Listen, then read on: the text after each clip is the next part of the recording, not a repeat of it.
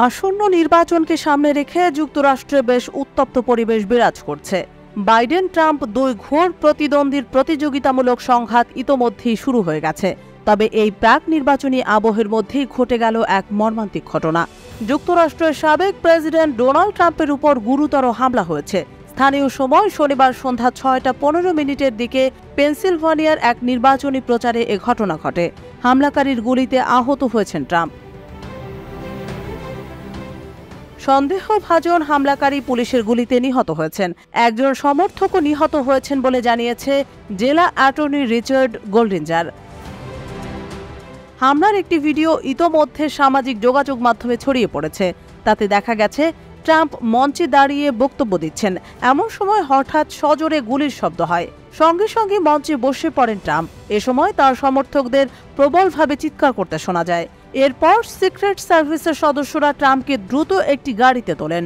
এ সময় ট্রাম্পের কান ও গাল বেয়ে রক্ত পড়তে দেখা যায়। ওই গাড়িতে তাকে প্রাথমিক চিকিৎসা দেওয়া হয়। ট্রাম্পের প্রচার শিবির বলেছে, সাবেক মার্কিন প্রেসিডেন্টকে চিকিৎসা দেওয়া হয়েছে, তবে তাঁর আঘাত তেমন গুরুতর নয়।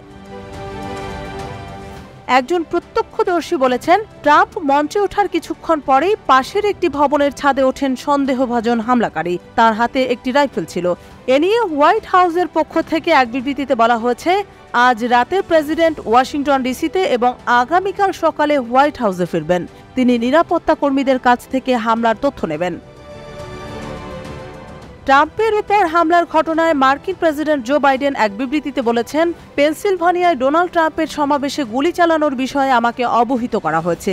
আমি কৃতজ্ঞ যে ট্রাম্প ভালো ও নিরাপদ আছেন। আমি তার জন্য এবং তার পরিবারের জন্য ও সমাবেশে যারা ছিলেন তাদের জন্য প্রার্থনা করছি। আমরা আরও তথ্যের জন্য অপেক্ষা করছি। হালের বেশ বিতর্কিত এই মার্কিন প্রেসিডেন্ট বলেন, যুক্তরাষ্ট্রে এই ধরনের সহিংসতার কোনো স্থান নেই। আমরা এ ধরনের ঘটনা মেনে নিতে পারি না। এর নিন্দা জানাতে এক জাতি হিসেবে আমাদের ঐক্যবদ্ধ হতে হবে।